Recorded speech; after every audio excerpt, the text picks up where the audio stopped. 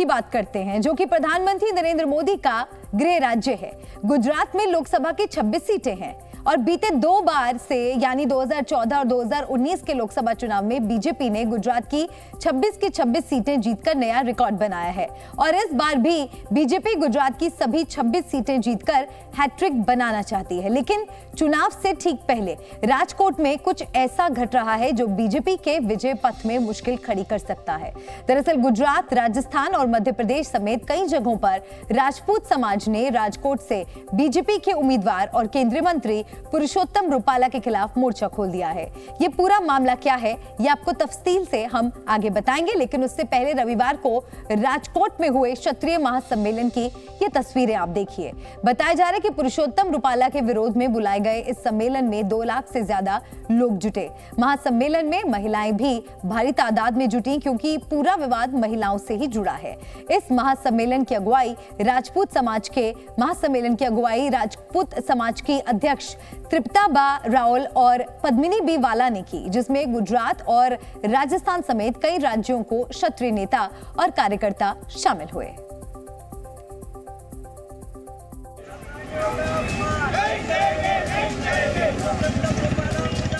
गुजरात में राजपूत गुस्से में क्यों हैं?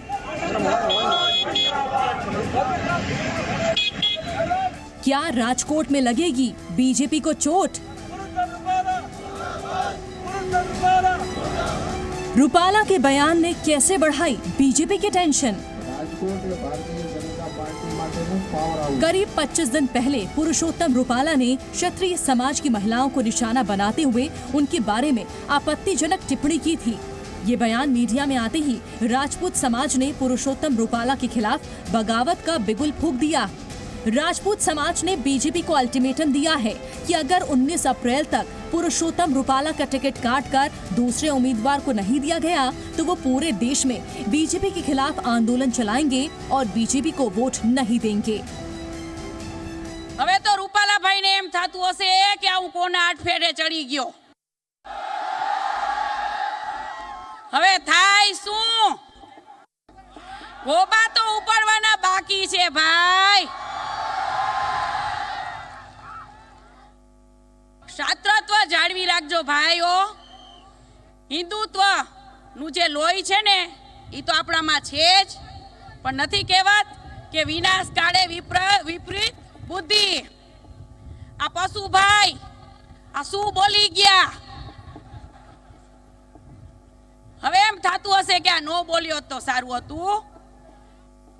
क्षत्राणियो जो वटे चढ़े ने तो मरे अने का मारे। गुजरात से शुरू हुआ ये विवाद राजस्थान, मध्य प्रदेश और हरियाणा तक पहुंच चुका है और जगह जगह राजपूत समाज के लोग पुरुषोत्तम रुपाला के खिलाफ प्रदर्शन कर रहे हैं।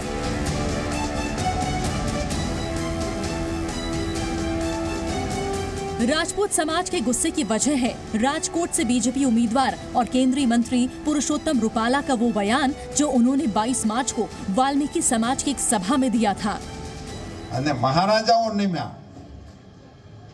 एमणे रोटी बेटी ना व्यवहार किया, पण मारा रूखी समाजे न तो धर्म बदल्यो न तो व्यवहार कियो। जैसे ही पुरुषोत्तम रुपाला का बयान मीडिया में आया वैसे ही राजपूत समाज का गुस्सा भड़क उठा। जगह जगह प्रदर्शन शुरू हो गए। मौके की नजाकत को समझते हुए पुरुषोत्तम रुपाला ने तुरंत ही सफाई दी और अपने बयान के लिए राजपूत समाज से माफी मांगी। जे बात करतो हतो एमा मारो आशय मात्र विधर्मीओ द्वारा आपणी संस्कृति उपर अने आपणा देश उपर थयेला जुल्मोनुं निरूपण करवानो हतो। सहज पण राजवी परिवार के क्षत्रियों ने नीचा देखाड़वानो मारो कोई आशय के इरादो त्यारे नहोतो, अत्यारे न होय अने भविष्यमां पण न होई शके। तेम छतां आ मारा विडियो थकी के मारा आ प्रवचनना उल्लेख थकी कोईपणनी लागणी दुभाई होय तो हूँ दिलगिरी व्यक्त करूँ छूं, दिलथी माफी मांगू छूं। लेकिन राजपूत समाज का गुस्सा माफीनामे के बाद भी शांत नहीं हुआ। राजपूत समाज के नेता चाहते हैं कि बीजेपी पुरुषोत्तम रुपाला की उम्मीदवारी रद्द करे और राजकोट से किसी दूसरे नेता को टिकट दिया जाए, लेकिन बीजेपी अब तक इस मुद्दे पर चुप्पी साधे हुए है। इस बीच मौका देख कांग्रेस ने परेश धड़ानी को राजकोट से अपना उम्मीदवार बनाया है। धड़ानी और रूपाला की टक्कर इसलिए भी दिलचस्प है क्योंकि 2002 के विधानसभा चुनाव में परेश धड़ानी पुरुषोत्तम रूपाला को हरा चुके हैं। उस चुनावी हार के बाद रूपाला पहली बार लोकसभा का चुनाव लड़ रहे हैं। रूपाला कड़वा पाटीदार हैं, जबकि धड़ानी लेउआ पाटीदार हैं और राजकोट में लेउआ पाटीदार की संख्या अधिक है। ऐसे में राजपूत समाज के विरोध के बीच धड़ानी की चुनौती रूपाला के लिए मुसीबत खड़ी कर सकती है। राजकोट वैसे तो बीजेपी का गढ़ माना जाता है। बीते 4 लोकसभा चुनावों में 3 में बीजेपी उम्मीदवार को जीत मिली है। 2004, 2014 और 2019 के लोकसभा चुनाव में यहां से बीजेपी कैंडिडेट जीतते रहे। हालांकि 2009 में कांग्रेस उम्मीदवार कुंवरजी भाई बावलिया राजकोट से जीते थे। 2019 के नतीजों की बात करें तो राजकोट से बीजेपी के मोहन कुंदारिया जीते थे। उन्होंने कांग्रेस के कगाथरा ललित भाई को 3,68,000 वोटों से हराया था। इस बार भी बीजेपी को अपनी जीत का पूरा भरोसा है, इसीलिए पार्टी राजपूतों के विरोध प्रदर्शन से जरा सा भी परेशान नहीं दिख रही है। बीजेपी उम्मीदवार पुरुषोत्तम रूपाला भी लगातार चुनाव प्रचार में जुटे हैं। राजकोट के जातीय समीकरणों को देखें तो राजकोट में कुल 23 लाख वोटर हैं, जिनमें लेउआ और कड़वा पाटीदारों की संख्या 5,80,000 है।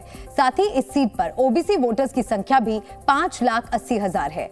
1,80,000 मतदाता दलित समुदाय के हैं, जबकि 2 लाख मतदाता अल्पसंख्यक समुदायों के हैं। ब्राह्मण और लोहाना समुदाय के 3 लाख वोटर्स हैं। वहीं राजकोट लोकसभा क्षेत्र में राजपूतों की संख्या सिर्फ 1.5 लाख है। यानी राजपूत अकेले दम पर राजकोट में बीजेपी को नुकसान पहुंचाने की स्थिति में नहीं है। और अब बात बिहार की। बिहार में लोकसभा चुनाव की जंग दिलचस्प हो गई है। एक तरफ प्रधानमंत्री मोदी और एनडीए के सहयोगी दलों के नेता हैं, तो दूसरी तरफ लालू यादव की बेटियों ने मोर्चा संभाल रखा है। मैडम सर में हम बात कर रहे हैं लालू यादव के दूसरे नंबर की बेटी रोहिणी आचार्य की, जो सारण लोकसभा सीट से आरजेडी के टिकट पर चुनाव मैदान में है और बीजेपी को कड़ी चुनौती दे रही हैं। रोहिणी आचार्य की सबसे खास बात यह है कि वो अपने विरोधियों पर भी हमलावर हैं। वो बिल्कुल भी अपने पिता लालू यादव के स्टाइल में, और उनका ये अंदाज आज एक बार फिर पटना में दिखा जब उन्होंने प्रधानमंत्री नरेंद्र मोदी पर तीखा हमला बोला और परिवारवाद पर सवाल खड़े कर रही बीजेपी को करारा जवाब दिया। एक दिन में प्रधानमंत्री की 2 रैली हो रही है 16 तारीख को, कैसे देखती है? तो एक दिन में तो पूरा जितना भी मतलब कि इनका ये हेलीकॉप्टर देखेगा ना, नाचेगा पूरा बिहार में। अभी लोग सब डरे हुए हैं, इनके पास जवाब नहीं है बेरोजगारी पे, महंगाई पे बोलने के लिए, इसलिए बस खाली लालू परिवार को घेरे। रोहिणी आचार्य की बात करें तो वो लालू यादव की दूसरे नंबर की बेटी हैं। अपने पिता लालू यादव को एक किडनी देकर रोहिणी सुर्खियों में आई थी और अब सारण सीट पर रोहिणी का सीधा मुकाबला बीजेपी के राजीव प्रताप रूडी से है। राजीव प्रताप रूडी साल 2014 से लगातार इस सीट से सांसद हैं, लेकिन रोहिणी को पूरी उम्मीद है कि वो इस बार बीजेपी को हरा देंगी। तो आपने कई बार ये डायलॉग सुना होगा कि बेटियां बेटों से कम है क्या। ये मशहूर डायलॉग फिल्म दंगल का है, लेकिन इस डायलॉग को बिहार में लालू यादव की बेटियां सच करके दिखा रही हैं। ऐसा हम इसलिए कह रहे हैं क्योंकि लालू यादव की बेटी रोहिणी और मीसा भारती का जो अंदाज है वो दबंग स्टाइल आमतौर पर महिलाओं में कम ही देखने को मिलता है।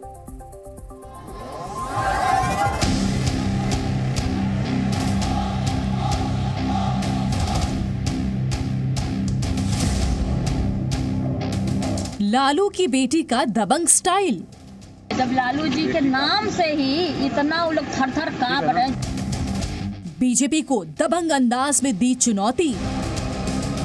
लालू जी एक दिन निकलेंगे ना, सबका एकदम मिट्टी गुल हो जाएगा। कहा पहले हमसे मुकाबला करो।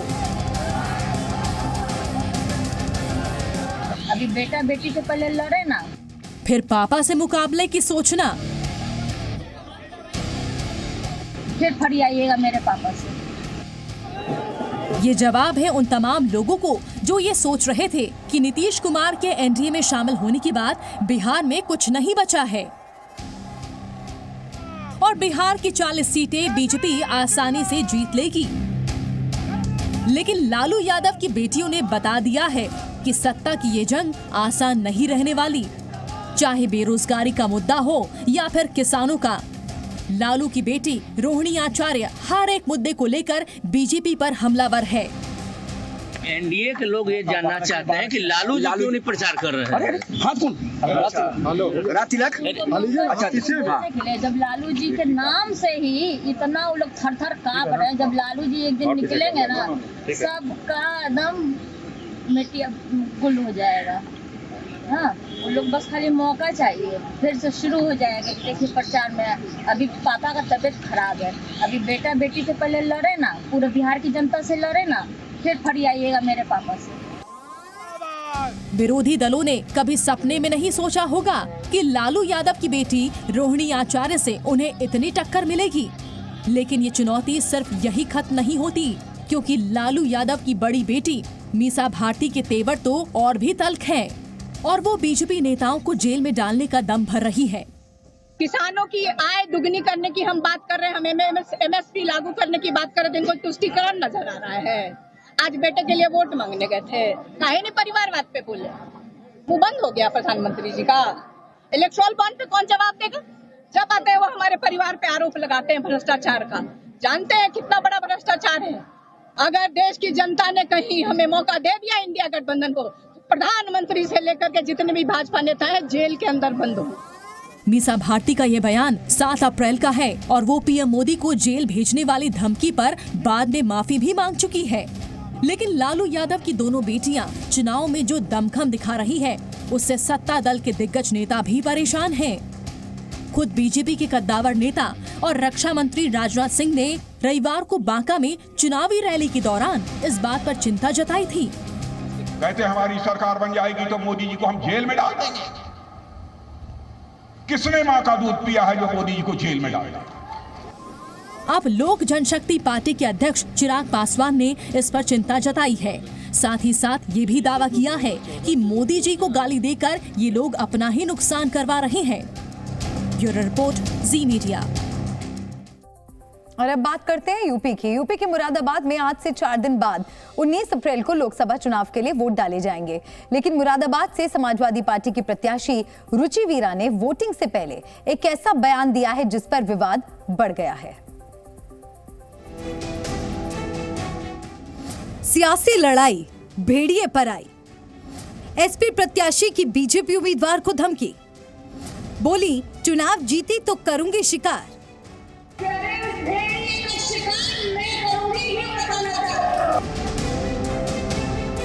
ये बयान है मुरादाबाद से समाजवादी पार्टी की उम्मीदवार रुचि वीरा का।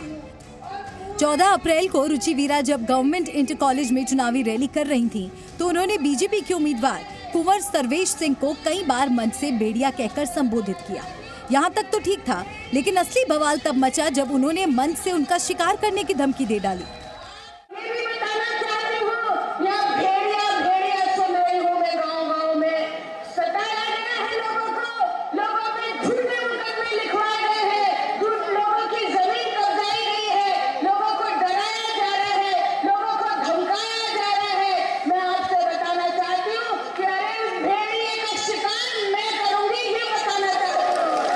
रुचि वीरा ने ड्यूटी पर तैनात पुलिस कर्मियों को भी आपत्तिजनक शब्द कहे, क्योंकि रैली में समाजवादी पार्टी के अध्यक्ष अखिलेश यादव पहुंचने वाले थे, और जब रुचि वीरा को लगा कि पुलिसकर्मी समर्थकों को रैली में आने से रोक रहे हैं, तो उन्होंने पुलिसकर्मियों को धमकाना शुरू कर दिया।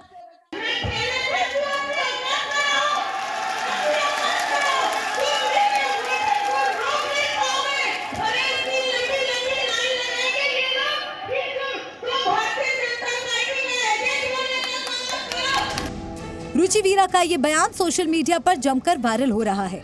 वहीं बीजेपी ने अब उनके इस बयान पर कड़ी आपत्ति जताई है। केंद्रीय मंत्री साध्वी निरंजन ज्योति ने रुचि वीरा के बयान को समाजवादी पार्टी के संस्कार से जोड़ते हुए अखिलेश यादव पर निशाना साधा है। ये संस्कार विहीन पार्टियां जो भारत माँ को डाइन कह सकते हैं, गंगा माँ को चुड़ैल कह सकते हैं, राम को अय्यास कह सकते हैं, उनसे उम्मीद नहीं की जा सकती। भारतीय जनता पार्टी संस्कारित पार्टी है। भारतीय जनता पार्टी का नेता, भारतीय जनता पार्टी का कार्यकर्ता भले हमारा विरोधी है, हम उसके लिए कभी अपशब्द नहीं बोल सकते। इसका चुकता जनता वहाँ करेगी। अखिलेश यादव ने जब से रुचि वीरा को मुरादाबाद से अपना उम्मीदवार बनाया है, तभी से मुरादाबाद में मुकाबला हाई प्रोफाइल हो गया है, क्योंकि समाजवादी पार्टी ने मुरादाबाद लोकसभा सीट से इस बार अपने वर्तमान सांसद एसटी हसन का टिकट काटकर रुचि वीरा को टिकट दिया है, जिसके बाद से ये खबर आ रही है कि टिकट कटने की वजह से एसटी हसन नाराज चल रहे हैं। लेकिन समाजवादी पार्टी ने एसटी हसन की नाराजगी के बावजूद रुचि वीरा पर दाव लगाया है। अब आपको ये भी बताते हैं कि आखिर रुचि वीरा कौन है जिनके लिए अखिलेश यादव ने नामांकन दाखिल करने के बावजूद एसटी हसन का टिकट काट दिया। तो आपको बता दें कि रुचि वीरा आजम खान की करीबी मानी जाती हैं। रुचि वीरा साल 2014 से 2017 तक बिजनौर से समाजवादी पार्टी की विधायक भी रह चुकी हैं, लेकिन इसके बाद पार्टी विरोधी गतिविधियों के चलते समाजवादी पार्टी ने उन्हें पार्टी से बाहर कर दिया था, जिसके बाद रुचि वीरा ने बहुजन समाजवादी पार्टी ज्वाइन कर ली थी। साल 2022 के विधानसभा चुनाव में बहुजन समाज पार्टी ने रुचि को बिजनौर से प्रत्याशी बनाया था, हालांकि उन्हें हार का सामना करना पड़ा।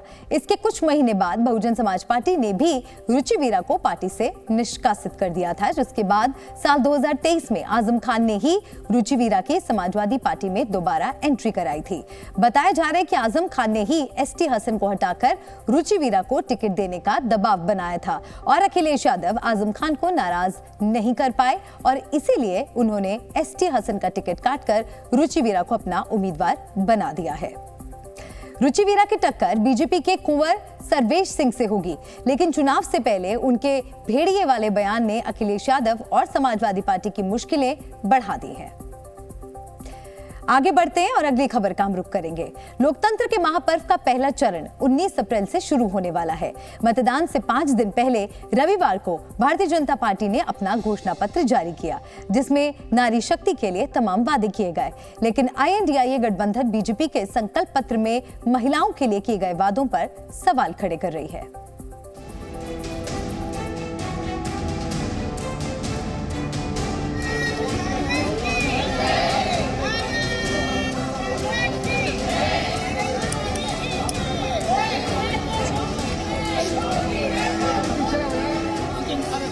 हम सभी मां कात्यायनी की पूजा करते हैं और मां कात्यायनी अपने दोनों भुजाओं में कमल धारण किए हुए हैं।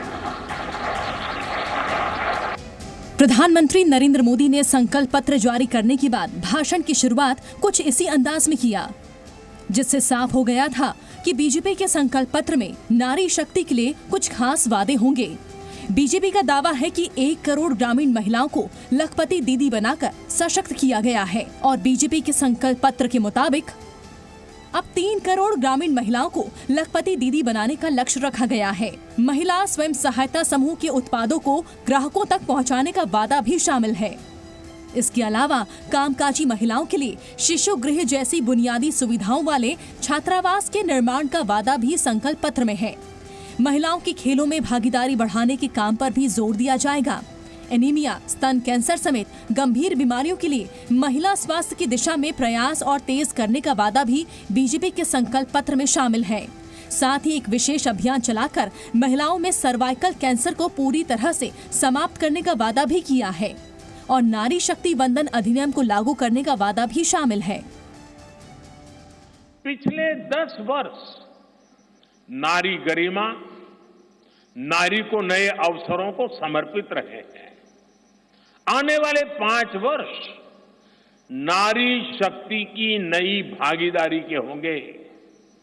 बीते 10 वर्ष में 10 करोड़ महिलाएं स्वयं सहायता समूह से जुड़ी हैं। 10 करोड़ बहनों के सहायता समूहों को अब हम IT, शिक्षा, स्वास्थ्य, रिटेल और टूरिज्म जैसी सेवाओं के लिए, जैसे होम स्टे वगैरह होता है, हम उनको ट्रेनिंग देंगे। हालांकि बीजेपी के संकल्प पत्र में महिलाओं के लिए किए गए वादे पर कांग्रेस सवाल उठा रही है। कांग्रेस प्रवक्ता सुप्रिया श्रीनेत ने कहा कि संकल्प पत्र में महिलाओं की बात नदारद है। कहते हैं महिलाओं को लखपति दीदी बना रहे हैं। कहाँ है ये लखपति दीदियां? जिन महिलाओं को आटे दही पर GST देना पड़ रहा है, जिनको खाने का इन्फ्लेशन 8.5% जूझना पड़ रहा है, जिनकी कमर तोड़ रहे हैं आप महंगाई से, कहां है उनके लिए कोई राहत? कहां है महिलाओं के लिए बात? कांग्रेस ने भी अपने घोषणा पत्र में महिलाओं के लिए कई वादे किए हैं। कांग्रेस के मैनिफेस्टो में सबसे बड़ा वादा गरीब लड़कियों को 1 लाख रुपए सालाना देने का है। साथ ही सरकारी नौकरियों में महिलाओं को 50% आरक्षण के साथ समान काम समान वेतन लागू करने का वादा भी शामिल है। इसके अलावा महिलाओं की भागीदारी बढ़ाने के लिए जज जैसे उच्च पदों पर महिलाओं की ज्यादा से ज्यादा नियुक्ति सुनिश्चित करेगी। आम चुनाव के नतीजे 4 जून को आएंगे। उसी दिन ये तय होगा कि महिलाओं के लिए किया गया किसका वादा सबसे असरदार साबित होगा। पश्चिम बंगाल की मुख्यमंत्री ममता बनर्जी ने कूच बिहार में एक जनसभा को संबोधित करते हुए बीजेपी और प्रधानमंत्री मोदी पर जमकर हमला बोला। उन्होंने बीजेपी पर केंद्रीय जांच एजेंसियों का दुरुपयोग करने का आरोप लगाया और कहा कि बीजेपी में शामिल होने वाले नेताओं के 7 खून भी माफ होते हैं। ममता बनर्जी ने कहा कि देश को आजाद रखने के लिए बीजेपी को हटाना जरूरी है। तृणमूल नाकि दुर्नीतिबाज पार्टी। आमी आपनाके बोली আপনার party charity begins at home. আয়নায় নিজের মুখটা দেখুন আগে। আপনার পার্টি সবচেয়ে বড় ডাকাতের দল, মাফিয়ার দল, গুন্ডাদের দল। অলিগলি में शोर है, बीजेपी चोर है। अगर देश को आजादी का रक्षा करना है तो बीजेपी हटाओ, देश बचाओ। ऐसा कहा जाता है कि तीसरा विश्व युद्ध पानी के लिए होगा। जंगलों के कटने, नदियों के सूखने और बढ़ते शहरीकरण ने जल संकट को बढ़ा दिया है। शहरों में पानी के लिए अक्सर झगड़े और मर्डर की खबरें सुनने को मिलती हैं। कुछ ऐसा ही राजधानी दिल्ली के शाहदरा इलाके में भी हुआ। दिल्ली के शाहदरा में पानी को लेकर विवाद इतना बढ़ा कि एक 15 साल की नाबालिग लड़की ने कथित तौर पर अपनी पड़ोसी की चाकू मारकर हत्या कर दी। पुलिस के मुताबिक वारदात दिल्ली के शाहदरा के फर्श बाजार इलाके की है, जहां पानी भरने को लेकर विवाद शुरू हुआ तो एक महिला ने एक लड़की का हाथ मरोड़ दिया तो लड़की ने महिला की चाकू घोंपकर हत्या कर दी। दोनों परिवार एक कॉलोनी में अगल बगल ही किराए के मकान में रहते हैं। काम पर जल्दी जाने को लेकर पहले दोनों में कहासुनी हुई। गंभीर रूप से घायल महिला को अस्पताल लेकर पहुंचे तो डॉक्टरों ने उसे मृत घोषित कर दिया। पुलिस ने आरोपी लड़की को हत्या के आरोप में गिरफ्तार करके सुधार गृह भेज दिया है। इधर इस मुद्दे पर सियासत भी शुरू हो गई है। दिल्ली की जल मंत्री आतिशी ने दिल्ली के उपराज्यपाल से मामले की जांच और दिल्ली जल बोर्ड के सीईओ को तुरंत निलंबित करने की मांग की। साथ ही 14 अप्रैल को आतिशी ने उपराज्यपाल को लिखी चिट्ठी में कहा कि पूर्वी दिल्ली के फर्श बाजार इलाके में एक चौंकाने वाली घटना घटी, जहां पानी की आपूर्ति की कमी के कारण हिंसा हुई और एक महिला की मौत हो गई। दिल्ली के मुख्यमंत्री ने दिल्ली में जल आपूर्ति में सुधार को लेकर निर्देश दिए थे, लेकिन बार बार निर्देशों के बावजूद दिल्ली में जल संकट को रोकने के लिए कोई कदम नहीं उठाया गया। मंत्री आतिशी ने दावा किया कि पिछले कुछ हफ्तों में दिल्ली जल बोर्ड के सीईओ और मुख्य सचिव को पानी की सप्लाई बढ़ाने के लिए कहा गया था, लेकिन अधिकारी लगातार इसकी अनदेखी कर रहे हैं। अगर शाहदरा के फर्श बाजार इलाके में पानी की बात करें तो लोगों की शिकायत है कि इस इलाके में पानी की बहुत परेशानी है। लोगों का कहना है कि पानी की सप्लाई थोड़ी देर के लिए होती है। सुबह और शाम को सिर्फ आधे घंटे के लिए पानी आता है। साथ ही ज्यादातर घरों में पानी का एक ही टैप है। इतना ही नहीं, लोगों का कहना है कि पानी की क्वालिटी भी ठीक नहीं होती, जिससे लोग बोतल के पानी पर निर्भर रहते हैं। तो जल संकट कई बड़े शहरों में एक बड़ी समस्या के तौर पर आगे बढ़ती हुई नजर आ रही है। आगे बढ़ेंगे और अगली खबर आपको दिखाते हैं। ईरान इजराइल टेंशन की वजह से शेयर बाजार में आज भारी गिरावट देखने को मिली। अगर युद्ध नहीं थमा तो शेयर मार्केट में ये गिरावट आगे भी जारी रहेगी। ऐसे में अगर आप नए निवेश कर रहे हैं, नए निवेशक हैं और आपने भी स्टॉक मार्केट में पैसा लगा रखा है, तो आगे आपको क्या करना है, ये राय दे रहे हैं जी बिजनेस के मैनेजिंग एडिटर अनिल सिंघवी। हफ्ते के पहले दिन भारतीय बाजारों में दिखा जबरदस्त दबाव और बिकवाली का माहौल, और ये सारा का सारा माहौल दोनों तरफ से था। कुछ बाहर का भी, कुछ हमारा अपना भी। कुछ खराब खबरें नहीं, ढेर सारी खराब खबरें और कुछ अच्छी खबरें भी। अब जो कुछ खराब खबरें थी वो आई शनिवार को देर शाम देर रात ईरान की तरफ से इजराइल पर जो मिसाइल अटैक हुआ उसके बाद दुनिया भर के बाजारों का मूड बिगड़ गया। शुक्रवार को अमेरिकी बाजार भी तेजी से घटे इस डर से ही, और उसके बाद ये जो डर था पूरी दुनिया में फैलता दिखा। हालांकि बाद में अमेरिका ने चेतावनी भी दी इजराइल को कि भाई आप वापस से हमला मत कीजिएगा, तो उससे थोड़ी बहुत स्थिरता लौटी और थोड़ा ये कह सकते हैं कि डाउ फ्यूचर्स 100-125 पॉइंट ऊपर हो गए। लेकिन जब भारतीय बाजारों को खुलना था तो संकेत सबसे बड़ा तो ये था, एक तो अमेरिका की कमजोरी और दूसरा बढ़ता हुआ तनाव। कुछ अच्छे फैक्टर्स थे। पहला, जैसे महंगाई का आंकड़ा हमारा आया, वो घट कर आया, 5-6 महीने के निचले स्तर पर महंगाई पहुंची, बढ़िया बात है। इंडस्ट्रियल प्रोडक्शन के आंकड़े भी स्थिर थे। इसके अलावा नतीजों के सीजन की शुरुआत हो चुकी थी और टीसीएस ने अच्छे नतीजे पेश किए, कोई खराब नहीं, उम्मीद के मुताबिक थोड़े ठीक ठाक ही थे। लेकिन अब भाई जब टेंशन दूसरी सारी हो तो कौन बाकी अच्छी चीज़ों पर ध्यान दे। कमज़ोर खुलना स्वाभाविक था, खुले भी, और खुलने के बाद हम धीमे धीमे धीमे नीचे फिसलते गए। लेकिन अच्छी बात यह थी कि शुरुआती कारोबार में हमने 22,300 के आसपास सपोर्ट लिया और सपोर्ट लेने के बाद एक अच्छी रिकवरी भी आई 22,425 तक निफ्टी पर। एक तो ऐसे ही लोगों को डर बहुत है, ऊपर से छुट्टी जब आ जाती है ना तो छुट्टी एंजॉय ही नहीं कर पाते। 2 दिन बाद पता नहीं बाजार कैसे खुलेंगे, क्या खुलेंगे, पोजीशन कम रखो। और अभी बाजार में एग्जैक्टली वही माहौल है, किसी को नया ट्रेड करना नहीं है, जो है वो संभाल लें, कम से कम रखें। और वही सही रणनीति भी है कि अपनी पोजीशन कम रखिए, रिस्क कम रखिए।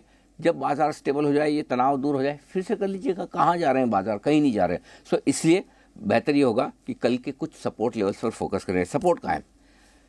22,025, 22,125 ये कल मजबूत सपोर्ट का काम करेगा और ऊपरी स्तरों पर 22,400 से 22,500 रुकावट की है लेवल। बैंक निफ्टी नीचे की तरफ 47,400, 47,550 अगला अहम सपोर्ट होगा और ऊपरी स्तरों पर 48,075 से 48,250 की रेंज रुकावट के तौर पर काम करेगी। इन लेवल्स पर रखनी है आपको नजर। पूरी तरह से बाजार उतार चढ़ाव, वोलेटिलिटी दिखा सकते हैं ग्लोबल और अपने संकेतों के बीच में। अब ट्रेडर्स के लिए तो मैंने स्ट्रेटेजी बता दूं निवेशकों को क्या करना है। कुछ नहीं करना है, बिल्कुल दिमाग मत लगाइए। क्यों? क्योंकि ऐसा पहली और आखिरी बार नहीं हो रहा। अभी अभी आपने कोविड के बाद इजराइल, हमास, रशिया, यूक्रेन देखे, उसके बाद भी हमारे बाजार लाइफ हाई पर पहुंचे, दुनिया भर के पहुंचे, तो ये भी निकल जाएगा।